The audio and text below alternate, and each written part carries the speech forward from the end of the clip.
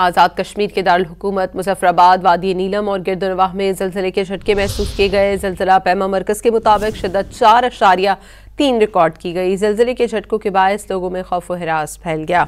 आज़ाद कश्मीर के दारुल हुकूमत मुजफ्फराबाद, वादी नीलम और गिरदनवाह में ज़लज़ले के झटके महसूस किए गए। आज़ाद कश्मीर के दारुल हुकूमत मुजफ्फराबाद, वादी नीलम और गिरदनवाह में ज़लज़ले के झटके महसूस किए गए। ज़लज़ला पैमा मरकज़ के मुताबिक शिद्दत 4.3 रिकॉर्ड की गई। ज़लज़ले के झटकों के बायस लोगों में खौफ व हिरास फैल गया। आज़ाद कश्मीर के दारुल हुकूमत मुजफ्फराबाद, वादी नीलम और गिरदनवाह में ज़लज़ले के झटके महसूस किए गए। आज़ाद कश्मीर के दारुल हुकूमत मुजफ्फराबाद, वादी नीलम और गिरदनवाह में ज़लज़ले के झटके महसूस किए गए। ज़लज़ला पैमा मरकज़ के मुताबिक शिद्दत 4.3 रिकॉर्ड की गई। ज़लज़ले के झटकों के बायस लोगों में खौफ व हिरास फैल गया।